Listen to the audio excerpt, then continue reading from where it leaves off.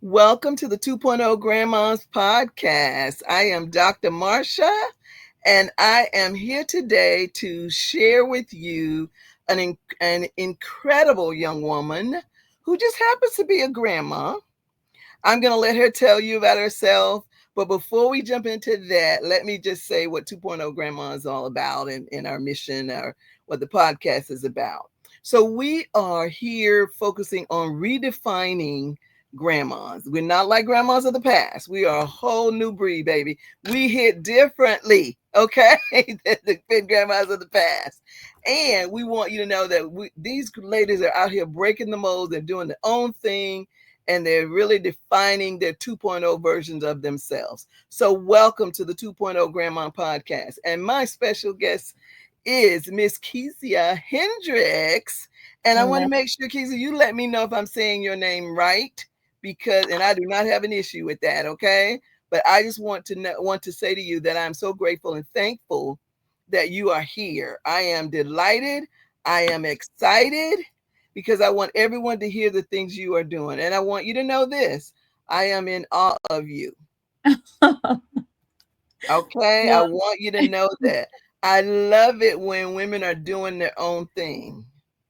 So let's hear all about you. Who is Miss Kezia Hendricks? Tell me a little bit about you. Well, thank you so much for having me on the podcast, specifically to highlight my role as grandma, right? Um, as you probably can assume, I'm a young grandma, and so getting used to that role for the past 8 years has been an ever growing process. So Yes, I can relate. so my name is Kezia Hendricks. I go by Kezia Nicole. Some people call me Coach Keys. And I am the founder and executive director of Young Investors Group. We teach fintech, financial technology, to middle and high school and college age students. We run our program throughout the year. We have lots of programming teaching young people and their families about financial wealth building, self investment, economic investment, and community investment. That is the community work that I do. And for my business, I am a multi hat entrepreneur, but right now I am focusing on uh, experts who are subject matter experts who are interested in claiming an authority in their industry. They want to find a way to capture their audience or people that they are connecting to or their customers, and creating systems through technology in doing so. So, my consulting firm with that is connected to my podcast, Parents Out the Mud, uh, helps experts with systems and programs to help their workflow. Wow, it sounds very exciting. And you're using some fancy words. So, Okay. right? So, yeah. But I want our audience to know exactly, what you do, and we'll break it down. I'll ask you some questions. But first, tell me about your grandmahood. I want to hear about that first before we jump into your platform. Okay. So I was a young mom. So I was a 15-year-old mom, and then my daughter was a 17-year-old mom.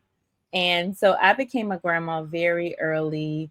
And it has been a joy. I only have one grandchild. I have a young granddaughter. She's 8 years old. All three of us have the same initials. So Oh, wow. we keep it cute, you know what I mean? So I'm Kezia Nicole. My daughter is Katora Noel, Oh, and my wow. granddaughter is Corey Nicole. Oh, So wow. um, we Cute. we real fancy, we real cute. So it has been a journey. And so the funny thing is that I have a total of 6 children, and my last two You children, have 6 children I do. I that do. you actually biologically had? I birthed, okay, from Wow. 1998 to 2000, and the last one was 21. Wow. I'm even more in awe of you now. Oh my God. Six. God. Wow. Okay. Okay. Okay. Yes. Yes, and so and so my two younger children are younger than my granddaughter. So that is an interesting dynamic. Sometimes there are challenges being grandma because like I want to let my granddaughter slide, but I can't do it in front of my younger two who are Right. 5 and 3. So it's just I don't know. I don't go by grandma either. So So um, what does your grandchild call you? she called me Mimi. Mimi. Okay. Okay. Mhm. And she called the other side grandma. Okay. So, Okay. and then she calls All my right. mom, who's no longer with us, Nana. So, yeah. Okay. Okay. Yeah, this whole grandma thing was a little bit interesting. Well, not a little bit, but a lot interesting to me too. I was like, wait a minute.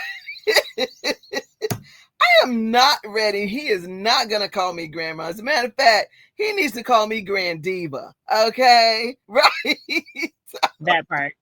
Right. And I was like, no, no, no, I am not ready. So, and I made it about me because I was like, okay, you guys aren't ready. I know I'm not ready yet. So let's see. But Mhm. now, of course, and I had to get used to it. And I was never called Mimi or Gigi or any of those things at all. Never Mhm. called those names at all. But when Cam, my oldest one, Cam, called me grandma for the first time, oh my God, when he could actually say it, right? I fell in love all over again with him. And Aw. that boy, yeah, it was, yeah, he's 23 now. Wow. So I've been in this grandma business for a while, but it took me Yeah, a sounds minute. like Yeah, it took me a minute to get used to it. Right. And so, but I am by profession, I'm a college professor and I teach teacher education, teaching young children. So that's my area of expertise. And when yeah. you were talking about consulting and things like that, I've done a lot of that with Head Start programs, with the Mhm. National Head Start Office. I've done a lot of that sort of thing. And I've been called a subject matter expert in early childhood. I've done a lot of things. So Yeah. when you was using all those terms, I'm like, yeah, I'm used to all those terms because Yeah. I used to have I still do have my own consulting and I still do some consulting with some of those organizations. But Mhm. the current family that lives in the White House right now is cutting so much stuff out. I'm like, oh, no, I'm like, wow, I'm losing all my people now because of this guy. Anyway, right? So, but God is good. And so I He just is. keep telling myself that. And so I'm not fretting the small stuff. But anyway, so but it is delighted. I am delighted rather, and it's exciting to really hear about you. So just so the audience knows how we know each other. So I think we met through was it Candace? Because I went to your fashion show. The Okay. one, Yes. yeah. Candace. Okay. Yeah, Candace Alexander. It was for your Yes. Virginia, well, your Weird Virginia festival. Beers Yep. Festival. Yep. Yes, I absolutely loved it. Had a really good time. I loved the guy who was the host for that evening. He Yes. was That's funny. Oh my God, he was black. funny. Yes, Yeah. and the show was absolutely beautiful. And I met Eric Castano Yeah. there and then I did an interview with him, because I was interviewing some of the I think some of the design no, I was just interviewing Eric. That's who I was Yes. just interviewing Eric. And it Mhm. was absolutely fabulous. Everything was very nice. And then Yeah. I think I kept in touch with you because I wanted to have you on my show then. I was Yes. in my second season then. And then I think that's when you told me about the calendar release Yes. or reveal or whatever. And I Yes. was like, oh, I love that idea too, because I want to do that for my grandmas. So I said, Mhm. okay, I'm gonna have to come down there and be a part of that somehow. And I love that you invited me to be a host for that so I can interview the guys. I Yes. absolutely adored that. That was so much fun, so much fun. Yes. And so, and I found another calling, and that's hosting. Mhm. I'm like, you know what? I actually remember back in the day when what was that show? Um, it was BET and the guy Terrence and the girl, I can't think of the girl. And they would do the red 106 and carpet Park? host. Oh, Yes, yes, yes. And okay. they would do the red carpet hosting and all that, the Mhm. different events and stuff. And I said, oh my God, I'm doing the red carpet host. So that was such a thrill for me. So thank you for that opportunity. It was a Absolutely. lot of fun. It was a Have lot you of done fun. any more red carpet hosts? I have not, but I want to do Yeah, some more. And I yeah. was telling somebody I met recently, I would say, oh, that's the thing that I really enjoy. That's one of the things that I really enjoy doing because I love getting dressed up, and I love talking to people. So that's just Yes. like perfect for me. Right. Yes. And so, and Yes. I've done a couple of them. I did a sneaker ball Ooh, in North Carolina. That was fun. That nice. was fun because people came with gowns and had their sneakers on, and I asked them, Hmm. "So who are you wearing?" The sneakers and all that. So it was a lot Yeah. of fun. So yeah. So Yeah. thank you for that opportunity too, because that just really Absolutely. helped me to realize something else that I like to do. Yeah, I mean, early on when I started my company in 2016, I before my granddaughter, Mhm, mhm, I would go to events and interview people, and it wasn't necessarily red carpet, but I would mhm, go and do like a recap and promote the mm, event and share the experience. So mhm. yes, it is so much fun to do red carpet interviews, event interviews. So it's a whole vibe. It really is. It really is. And there, I asked a friend of mine. Well, actually not my friend. It was my daughter. She's my friend too, but my daughter-in-law. Hmm. She does. She's a baker, and so Ooh. she does these. She bakes these beautiful desserts, and people seek her out for the. She lives in Williamsburg, so in that area. So I told her, Hmm. and she said she was going to some event, and I said, "Well, look, ask them, do they need a hug?" She said, "What?" I said, "Yeah, I love doing that kind of thing." So anyway, so we'll see how that pans out. But yeah, so that was a lot of fun. So now tell me, I think the first event was for the young investors. Tell me a little bit more about it. Tell the audience about that group, how you got started and all of that. Absolutely. So, Young Investors Group began my research in 2016, and it was at a time where there was like a high rate of gang violence in our Mm, city, and I was trying to find a solution. Lo and behold, at the time, my daughter, I she was in high school then, and I was keeping tabs on her social media, as I do my due diligence, mm-hmm, and I learned that I could see what was going to happen in regards to the violence in the community based on her Instagram, because it was basically mm, like a gang war between two sides of the city. And so, lo and behold, I didn't know this until later, but the father, my granddaughter's dad, was part of that thing. And mm, so she was dating someone on one side, and all of her friends were on the other side. And so on her feed, you could just see what was happening from both sides. And so I mm, could pretty much predict whenever something was going to happen. And I was like, what can I do about it? Like, so I started doing research. The first thing that I did was I spent time with the young people that were involved in the gangs. So I would take them to mm-hmm, dinner. I would, create a kickback environment for them just to try to mentor them, or just seek understanding on what their issue, is or was. mm-hmm, And over time, I realized it kind of came to a head. Like it was probably about a year or two of me doing that off and on. And again, I didn't know that my granddaughter's father was involved as heavy as he was. But later on, after my granddaughter was born, at that point they had caught up with him and locked him up and things like that. And I never had a chance to really meet him because I didn't really know he mm, existed. And so I was friends with the sheriff, and the sheriff was like, "Look, if you can, he's causing so much trouble in my jail. If you can ask him to calm down, like I'll pull him out of the hole and let you talk to him." mm, So I went and I did an interview with him, and I just got to know his story, got to know who he was, talked about like where he made the transition to get involved with gang life. And after that experience, and after interviewing the young people that my daughter was connected to, like through school, I just learned that the stories were the same. The stories were the same as my brother, who was incarcerated at 15, and mm, was involved in a sweep. Uh, I start to connect with other young people, and at the time I worked for a major financial institution. So I was like, look, I'm gonna. My manager was like, Kezia, you're so good at this community stuff, like the company allows you to do like VTO, like volunteer time off, and Mm-hmm. you go and do these workshops, because I was already going to corporations and teaching financial education, lending, wealth building, and this gave me a chance to go back to my community, and I took that opportunity. So I started going inside of the juvenile detention center in one of the cities, and my second year in doing that, the guy was like, why do you keep coming back here every year? If you really want to make impact, you may want to go to where 85% of them come from, like go to the neighborhood where 85% to prevent them from coming in here.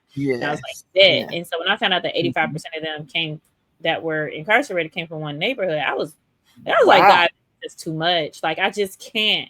Like, I can't do this, God. Like, And, tell me what to that's do. Hampton Roads. Yes. I was like, God, like, please, like, tell me what to do. Tell me what to do. And so he was like, teach them about money. Like, they want to know about money. Because first I Yep. was They like, don't know how to at that get it. time I had Yep. Virginia That's true. Beard Festival. And I was like, Mm-hmm. the whole point of me creating Virginia Beard Festival was like, after I did the research, I was like, yo, they need mentors. So I was like, Yes. how do I get Black men to the Mm-hmm. table and find out who's doing what? Oh, well, you can't just call them up and say, hey, we having this event, because a lot of them are busy. Like, a lot of Black men, they're busy taking care of their families, they're the breadwinners. Mm-hmm. Not most Mm-hmm. of the time, but the ones that are worth anything, Mm-hmm. Mm-hmm. they Mm-hmm. are, hustling and grinding, working 2 jobs, Yeah. working a big kind of job, doing all this other, doing that. But at the time I was single, so me and my friend was going to all these like day parties, fraternity day parties, and we was like, wait, this where all the These men are the at? guys right here. Right. Yeah, they're right here. They're right here. Right. They're the And the way they ones. spending at the bar, I mean, Right. um, so the way they spending. And so I had talked to one of my friends, and I was like, I think I want to do like something with men, you know what I mean? Like, Mm-hmm. Mm-hmm. and so he was like, well, it was at that time, Beard Game Strong was a thing, Yeah. whatever, right? So he was like, well, there's a Philadelphia Beer Festival, but it was mostly European American men. It's like, ooh, we Mm. could do Virginia Beer Festival. And so we Yes, took it from honey. there. And so I was like, okay, so the goal was to get more mentors, because it was so many young men. I can't, mentor young men, right? It was so many young men. So I started throwing the day parties to get like a pipeline of mentors. Mm-hmm. Well, a lot of them again don't have the time. So I was like, well, if you don't have the time, let me take your money, right? I'll take the money, and then I'll help these young men. These young people have experiences with the money that you donate, and then that's your contribution, since you don't have time to mentor. Mm-hmm. And so time and/or capacity, because Mm-hmm. a lot of the young people needed consistency. Like, it's one thing, there are organizations out there that focus on young men. At the time, there were so many organizations that focus on young men, but there were barriers. Like, you had to Mm-hmm. have a 4.0 GPA, or you had to be your father, your uncle, or your church member had to be a part of a special fraternity or special Mm. community. But the guys that are out there shooting and killing, like, no one's wanting to take the time, because they ain't want to, Mm. for some Black men, like, they came from that, so they're not trying to really go back into that for real. Right. Right. Right. And Yeah. so it became like a challenge to find mentors. Although over the years, I ended up finding mentors after Mm-hmm. doing Virginia Beer Festival for so long. Mm-hmm. But How many years like have you done it now? 2017. Oh So wow. Okay. Okay. we are Okay. rolling up on a About 10-year 8 years. anniversary, which, Yeah. Yeah. yeah, we Yeah. plan on doing something big for the 10th anniversary Okay now. now. Okay now. 2027 and loading, baby. Yeah. Let me know if you need a host. Yes, okay. A host and a promoter. Yes. Yes. But yeah, so that is where. So Virginia Beard Festival was before. Virginia Beard Festival was before Young Investors Group, because I was like, I Oh. did the research, and I was like, yo, they need mentors. How do I get Black male mentors? Oh, I'm gonna throw Mm-hmm. parties, because that's where they like to be. Mm-hmm. And then it just kind of evolved from there to the Beards in Business. We used to have Battle of the Beards, and those things Oh all fueled. really? Yeah. But I learned something about Black men, honey. They do not like to compete in their looks. They don't. Ah. It's not the masculine ones anyway. Uh-huh. They don't like to compete with their looks. And Uh-huh. so it was really hard to get guys to sign up for the Battle of the Beards. It was hard Mm, each year. They're very mm, shy. So that's why mhm, we transitioned into Beards in Business, because a lot of mhm, them had businesses or have the businesses. And so that's the evolvement of Virginia Beard Festival and why Young Investors Group benefited from mhm. Virginia Beard Festival, which is why if you go to younginvestorsgroup.org, you'll see mostly young men, because there was a higher rate of incarceration for young men versus young women. Now Right. the tables have turned. So we provide programming for young women. Now, the initial reason for Young Investors Group was to decrease incarceration. Over Mhm, time, what we found, it that also evolved, that young people needed career skills, and that actually helped if they were court involved, because we initially had a lot of court involved youth, like youth that were on probation, youth that were getting into some trouble, had court dates and things like that. And we would take that money and use it to help them rebrand themselves, mm, to themselves and to the community, as they go to court. mm, And so, but we transitioned, because once we would go to court with them, the judge would be like, so what are they doing? You know what I mean? And we were just teaching core financial literacy. There was nothing else that they could take with that. And so we developed a career, we merged career development, self-development, and financial wealth building all in one. So, and we do that through different programs and cohorts. So yes. exciting. Wow. I commend you for that because, you saw a need. You Mhm. realized rather there was a need. And then you say, okay, now most people don't say, well, what can I do about it? They just go, oh, well, right. But you say, Right. what can I Not do my about circus, not my monkeys. Exactly, exactly. Not my circus, not my monkey. That's exactly right. I never heard that expression before, but yes, you're exactly right. That's how most people feel. I don't Yeah. have anything to do with that. Not in my backyard kind of thing. Nope, Mhm. not me. Because I'm over here and I'm this and I'm in this neighborhood, so it doesn't impact me. But it impacts Yeah, us all. well, I It actually impacts us moved to the all. neighborhood. I actually Mm, moved me and my children to the neighborhood. mm, And so, because I grew up in public housing, I used to hate when people would come and just drop and leave. So I yeah. said, if I ever help youth, like, I'm gonna be present in the community. So that's what I Hmm. did. Hmm. And that's what people, I think it shows a different kind of a commitment. Mm-hmm. I think it does. I remember when I was very early in my career and I worked in Charlotte, North Carolina, right? I worked as Mm-hmm. a parent educator. So it's so funny you're a Wow. parent out of the mud. I can't wait to hear about that. But anyway, and so I would go to people's homes and they assigned me this housing project community, Mm-hmm. right? And so all my friends were like, girl, I can't believe you're going to go over there. And I said, well, why should we be afraid of our own people? That makes no sense. And I want Right. to say the other people, those are the ones you got to be afraid of. But anyway, I didn't say it like that, but I was thinking in my head, those are the ones you got to be afraid of. And so I went in the community, and you know what? The guys were so nice to me, and they started saying, that's my son's teacher right there. That's my son's teacher. And I really wasn't the child's teacher. What I was supposed to do was teach the parents. Right. So I worked with the moms or whatever, but in their minds, it was because I guess they saw the end game was to help the moms teach the children. Mm-hmm. So I would bring Mm-hmm. toys, I would bring books, I would sit down, I would have a lesson, we would talk it through, and it wasn't formal. It was kind of an informal way to Mm-hmm. get to know them and to help them and support them in child rearing. And Right. so it was funny, but I really enjoyed that, and like I said, that was in Charlotte, North Carolina. And at Mm-hmm. the time I had kids myself and I was in school. So that's when I was doing that.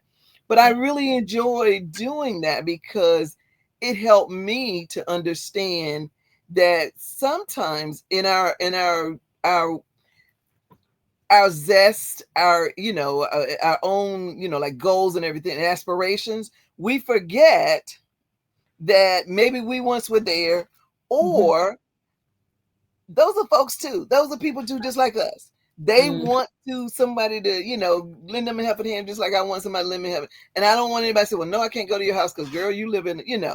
that's not right. It's just it is disheartening is what it is. And Mm-hmm. so, so I learned that very valuable lesson. And then I learned also that I do not want to, separate myself and try to act like I'm better than other people because of their situations or whatever. That's And so, yeah. yeah. And so, yeah, because we do that all the time. And we have enough folks doing that to us as a race of people. So why would we do it to each other? Makes no sense. But anyway, so now, right. So I digress. now, yeah, tell me about Parents Out the Mud. Please tell me about that. Yes.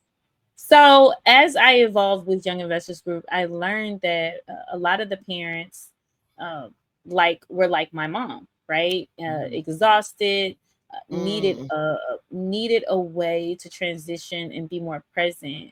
You know, part of the reason my brother and myself ended up in trouble at such a young age is because my mom spent like 12 to 14 hours just working.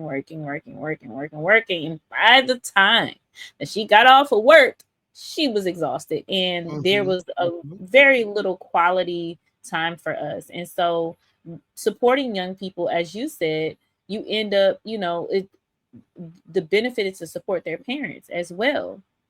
And so not just, parents that are in, disadvantaged situations, but all parents struggle with the work life balance. And so mhm, for me as an entrepreneur, there's a such thing as business life balance, right? And making that transition from a work life balance to a business life balance was probably one of the hardest things that I had to evolve from.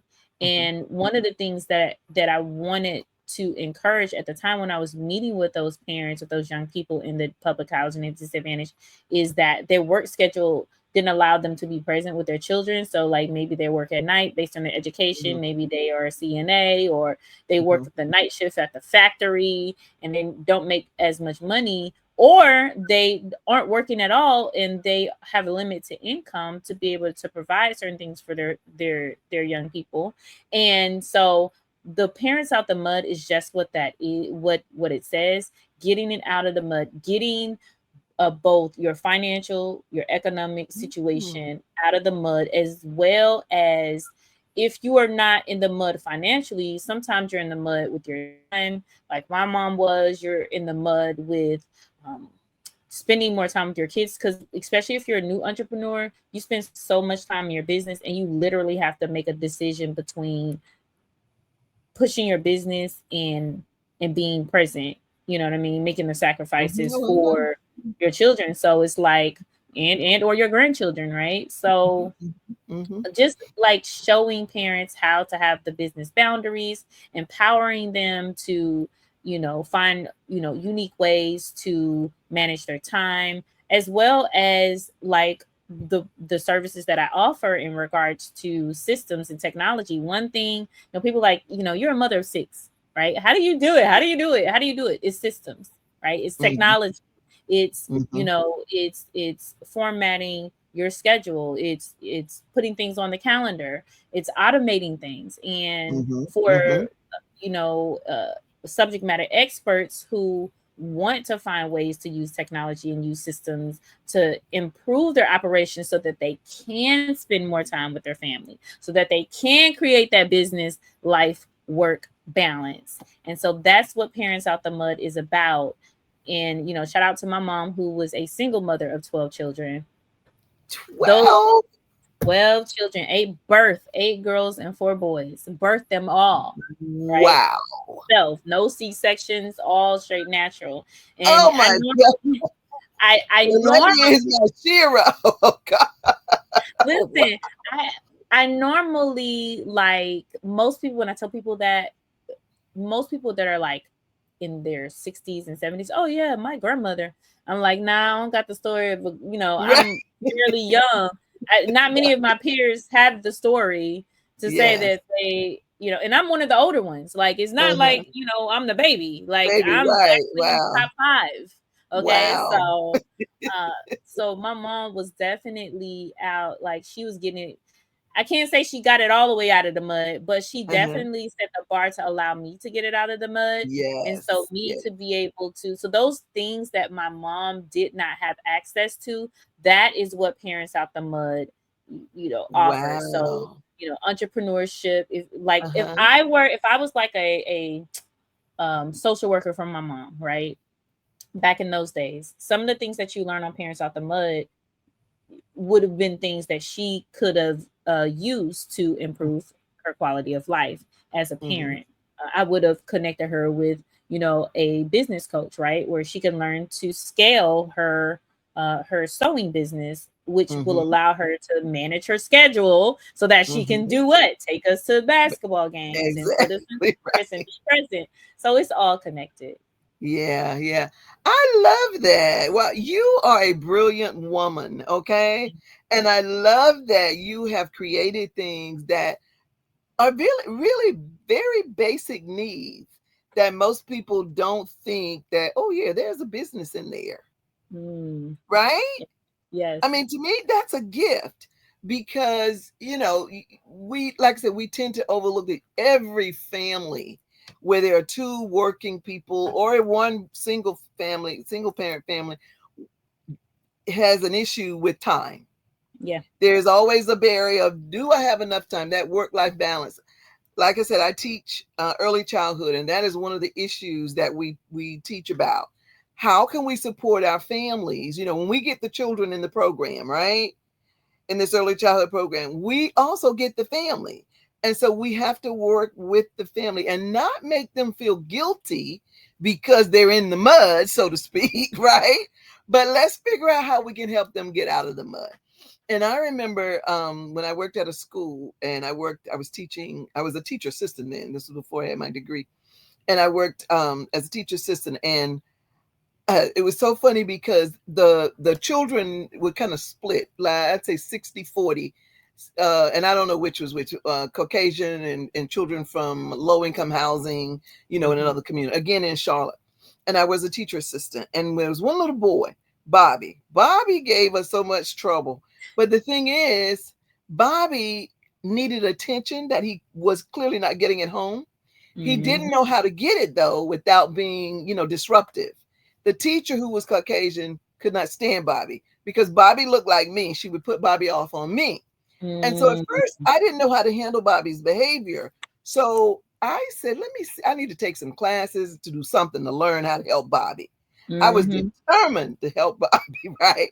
And I always say, and I tell this to my students, Bobby is the person that made me the woman that I am today because Wow. he challenged me to help him.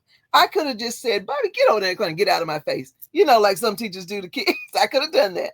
But I Yeah. didn't. I really wanted to find a way to help Bobby. I felt so much compassion and empathy for him. And I knew it wasn't that he was just a mean kid. He didn't know how to, like when you don't know how to direct your emotions and handle your own emotions, we call that Mhm. emotional regulation in early Mhm. childhood. When you don't know how to do that as a kid, what people see you as is a troublemaker, a disruptor. And so I Right. had to try to figure out how to help him. So I started taking classes, and next thing I know, I ended up getting my degree. And I say, Bobby made me the one that I am, because if it were not for him, I may not have done that. I don't know. But you Wow. know what I'm saying. And then I had my own children, and my children, I went to work and they worked there, and they went to the same school that I worked at. So that Mhm. was a beautiful thing because it helped me with that work life balance, right? I was going to school, I was working on my degree, and I had these three children, right? Wow. So we have a lot in common there where we've done those kind of struggles. I don't know, maybe I'm closer than maybe to your mom, maybe than you, in Yeah. that those kind of struggles. But I've Yeah. done that, and that's another reason why I try not to judge people, because you never know where people come from.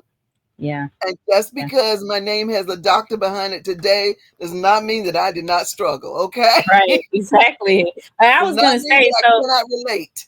Right. Yeah, and I know what it feels because again, I have six, right? So I have Mm-hmm. two different generations of children, right? And so I Mm-hmm. have like 26, 9, 26, 22, 19. Then I have Mm. 12, 7, including my Oh, well, 8, wow. You have my a big granddaughter, gap, and 5 then and oh, 3, wow. right? So it's like two different sides. So the Mhm. I do see the difference between when I had my first three and how I Uh-huh. was always at work. I actually was following in the footsteps of my mom, which Mhm. is why, I created Parents Out the Mud because I'm like, no one else needs to go through this, right? Go through Mhm. this process of, being exhausted. And so it wasn't Yes. until the second set of kids, which they are a little more needy because I've been Mhm. more present for them than Mhm. I were for the Mhm. older three. So I definitely can see Mhm. the difference. Yes. Having such a wide range of kids, Mhm. I'm kind of, I got a little knowledge, you know what I mean? Right. And plus being a Right. grandma, Right. right? So Right. Right. Right. um my insight to those both totally different generations of young people Mhm. now definitely helps me see the world a little bit differently, for sure. Yeah. And Yeah, like I you said, bet. struggling and working and doing all of Yes. that and having to Yes. find balance. Now, the one thing I haven't accomplished yet, Uh-huh. Dr. Marsha, is I Uh-huh. have not finished a degree. Uh-huh. So that is Oh, something that girl, I that would be a piece of cake for you. As oh, smart as you are, you think so? I don't know, I because think so. I'm used to just doing my own thing. You know, when you Yeah, but start going into here's institutions. the thing. Here's the Hmm. thing. You find a school that's willing to let you do your own project. And there are schools out there now. Now before, back in the day, schools were very rigid. Everything had to be like this, right? But Hmm. now, especially and I've never attended like the profit Right. organizations, those Yeah. universities like the Yeah. Strayers and all them. I would think that they would be a little bit less traditional, Yeah. Traditional. Yeah. Yeah. versus a university or so and so, whatever. I went my initial. I went to college right out of high school Mm-hmm. for 2 years. Fell in love, got married, did all those crazy things, right? And then then I went back. Once my husband and I separated, I went back to school and finished my degree. And I did it because I've always wanted to be a degree, to have a degree. I always wanted to be a doctor. I always did. I don't know Yeah. why, but I did. But there was a lady who was a mentor to me who helped me see beyond myself, right, at the Wow. time. And so she was the one that was integral in my life to help me see that, wow, I could do all sorts of things that I didn't Mm-hmm. believe I could do. And so having that person in my life, like you said, the mentors make a difference. For And sure. then wanting to be a role model for my own children, right? Mm-hmm. Because when we were single, and we did that for about 7 years, and we were struggling. I was trying to get him here and trying to do this and trying to go to school Mm-hmm. and trying to work at the same time. It was crazy, but Yeah. we had this bond because we did everything together. We didn't have a choice, right? So we really Yeah. didn't have a choice. So that's what we did, and I think we all came out stronger. Now all three of my children have degrees. Two have Wow. masters. One has a bachelor. Okay. So Wow. it can be done. Yeah. It I gotta set that definitely bar can because be none of done. my kids have degrees. So Yeah, I it gotta. can That's be one of done. the things that I want to do. I definitely want to set Yes, the bar. And yes. you know, you have to. I think it's Dr. Miles Monroe that says like, you know, what whatever the parent does, like the children follow suit, and so Mhm, you have to mhm. create that standard. So it is a desire of mine. I've already technically gone through the process of research just off all my own personal Okay, ideas, right, that God has okay. given me. But I'm sure there are things that would have like improved or created better outcomes for the research that I had I did it the academia The way. academic way, So yes. yeah, But you know how to do that. A lot of people don't know how to do that. that's Okay. true. Even Yeah. in the academic world, people don't know how to do that. That's something you have to learn how to do. And I'm Mm. going to tell you why I say that. I remember in my undergrad, like I said, I went to HBCU. Girl, I had so much fun. It was crazy. Anyway, went to HBCU. So then after that, when I had my kids, I went back to school. Then I went to PWI. That was a Okay. little tough for me. Not that I wasn't smart enough, but what was Hmm. tough was the way that the instructor saw you, right? Hmm. Hmm. So here's the thing. I was already, well, how old was I? I was 20 something. I had to be 20 something. And I was not your typical student. I was what Hmm. we call a non-traditional student, but I was always the kind of person like you that would create something if it wasn't there. So Hmm. we created this organization called Non-Traditional Students. It got the instructors, the professors to kind of pay attention to us because Wow. we all had children. We all, were raising children, working and going to school at the same time. And they were used to 18-year-olds, right? And so when the Yeah. professor would say something, I remember in this class, the professor would say, give us some kind of theory. And then I tell him what my thoughts were about it. And he was like, no, that's not what that means. I said, yes, it is, because think about it. And Mm. then he got mad at me because I'm black, I'm a female, right? And I'm trying to tell Right. him he's an educated professor, right? Right. And then I fought for my grades. I was Wow. not like when I was an undergrad earlier, I would never oppose my teacher, confronted my teacher about my grades and saying that I Hmm. deserved that because here's what I did. I would have never done that. But Wow. being an adult, having children to depend on me, it Hmm. made me a lot stronger, a lot, willing to be an advocate for myself. And so Mhm. that's what I did. And that's how I got out of there. I got out of there at the top of my class. As a Wow. matter of fact, if you go to that PWI today, I think it's my picture is still there. Me and my daughter sitting in class at night at a night class, and they Wow. loved my daughter. Yeah. I mean, it Well, was amazing. I was So, gonna so say the I tried. you can I do it. well, I tried to go to class. So when I graduated from high school, I did try to go to college. Mm-hmm. I was in my second year, I think. Mm-hmm. Second year, first semester. Mm-hmm. I didn't have childcare, so I would Mm-hmm. bring her to class. Mm-hmm. And close to like the middle of the year, Mm-hmm. the semester, the teacher was like, the professor was like, you can't bring your daughter to class. College isn't for you. And so because I had That been was working, wrong. That right, was it wrong. was wrong, right? She was a European, non-melanated professor. It was a Mm-hmm. math class that I had failed the semester before, and if I didn't pass that class, they were going to Mm-hmm. suspend me. And so everything was riding on this class. And Mm. so when she told me that, it actually unfortunately stuck in my head Yes. to the point Yes. where, I believe like, that. 20 years later, Mm-hmm. right? I am just now trying to get back to it. And so thinking that college wasn't for me. Now I know Mm. it logically you could say, oh, well, you shouldn't listen to her. Da da da da da. Da. But I was so young and Right. impressionable I was then. about to say we I do was that like all the time. Yes. 18, 18 going on 19. And Yes. I was Yes. already going through up and down depressions because I didn't have support. I didn't have Mm-hmm. childcare. Mm-hmm. I didn't have a car. I was Mm-hmm. riding a bike with my daughter or walking Mm. long for miles and miles in the state of Texas, right? Mm. And so Mm. I was already going through a lot. And Right. I understand. then she says to me, I don't belong in school. That did nothing but confirm all of the challenges that I was having. And Mm. so, yeah, Mm. like, Mm. it definitely, um, for me now, I like want to go to school so that I can prove her Right. now. Yes. Because again, I didn't realize it affected me the way that it did. Uh-huh. Like why can't I finish anything? Like I went to the trade schools, the for-profit schools. I just would Uh-huh. never finish. I would never Mm. finish. And Mm. so, definitely finishing all of those programs or Mm-hmm. finishing college in general is definitely Yes. my goals. Yes. So now if you need a coach, you let me know. I am here for you. Yes. No, look in my eyes. I am here for you. Yes, ma'am. Okay? Because I know as smart as you are, girl, please. There's no reason why you cannot, and you will blow those people out the water over there. Well, I don't care what college or university it is. Go somewhere. Now, you live in Virginia Beach, I'm in Norfolk. in Norfolk. Why don't you think about Hmm. Norfolk State? Norfolk State. Hmm. Yep. Yeah, I tried they it. views are a lot I tried it different. and I tried it. I tried it and I didn't finish. So Okay, but I'm you gonna. got some credits there. I do. Yep. Okay, so fight for your credits and see what you have and see what it is you want to do. Probably I'm thinking something in business, right? Since that's your thing, Yeah.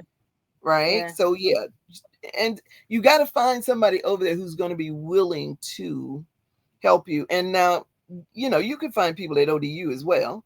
So I would Hmm. try both places and then see which one works out for me. That's what For I would do. sure. For Yes. sure. Yeah, because I enjoyed myself at the HBCU, but I didn't do what I was supposed to do when I was there.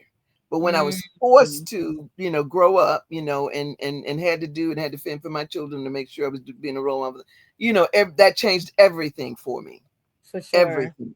So once that happened, then I said, okay, I got to do this and I got to do it because of my children and so forth. So yeah, but yeah, if anything I can do to help and advise you, coach you through whatever, I am here for you. Because there's just no way that you should not have a degree if that's something you want. If you don't want it, no big deal. Next year, Mhm. we will be hosting a Parents Out the Mud Summit. So Oh, definitely would love to see if we can collaborate on that, okay, and great. include, I guess the pageant or whatever pieces you would like to include, on the grandma side, Okay. because there are grandmas that are parents, right? I know. That's That where I are was have going. taken custody of their Yes. grandchildren, and now they're the parents. So Yes. I think that would Yes. fit perfectly because we can Yes. have that conversation. Yes, definitely.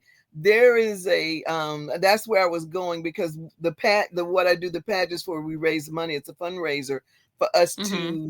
to help support some grandmas in the community who are raising the grandkids, because they need help desperately. Yeah, They need respite, just give definitely. me a break, please. And they Yes. need some, supplies, things like at Christmas, at back to school time. But what they really need is that self-care and time to Yeah. themselves. Yeah. Facts. So yeah, I so love it. that's one of the things that we do with that the money we raise from the gorgeous grandmas is then Yeah. donated to some organizations that's working with grand families. That So is yeah. amazing. Yeah. Yes, I So yeah, I love would it. love to help out with that. I even have a curriculum called Parenting the Second Time Around, Mm-hmm. because grandparents, and like I tell them, now look, don't catch a case because you're throwing shoes at children. Because these Because you days you can't do can't that do no that. more. Right. Back in the day, yeah, you can't do that anymore. You end up in jail somewhere. So Everybody's a mandatory reporter. exactly. So let's figure out, right, what we can do and how we need to do these things. So yes, I would love to collaborate with you on some things around supporting grandmas. Yes, definitely. Yes. So is there anything else that you want to say about anything else that's coming up? Share your social media sites with us, so that we'll know how folks can get in touch with you if they want to volunteer, if they want to support you in any way. Absolutely. So I can be reached on Instagram at Parents Out the Mud. Feel free to follow my YouTube channel, Parents Out the Mud. You'll see Dr. Marsha on there dropping some gems, okay? And some other wonderful, wonderful guests. Just sharing their best practices in parenting and entrepreneurship. I also have an amazing any if there are any industry experts that would like to find ways to be an authority, meaning that you want to be considered a on a grand scale an expert in your industry, definitely reach out to me. My phone number is 757-907-3807 if you want to learn how to manage your business or start a business, to alleviate your 9 to 5, and whether it's a podcast, whether it's consulting because you've been working for the government and you don't like this current administration. Right, you want to make that transition, Yes. right? Because you like it's time to retire. i Oh i my can't God. do this anymore. If that's you, definitely you want to connect with me for my Ideas into Action program, where I help you take the ideas that you have been holding in your head and find systems through Oh wow. technology on how to just automate that. Because whenever you start a business, you're one person. And Yes. so Yes. being like you said, the woman that I am, I've had to juggle a lot. I've had to learn what systems work. I mean, we all innately have it, especially moms, right? Especially grandmas. Like Yes, we we're figured good that at thing that. out, Yes, honey. Yes. right? And Yes. so now I show you how to do that in business through technology. Oh wow. I might need that class or whatever service myself. Yeah, because I can get better at what Yes. I'm doing. Yes.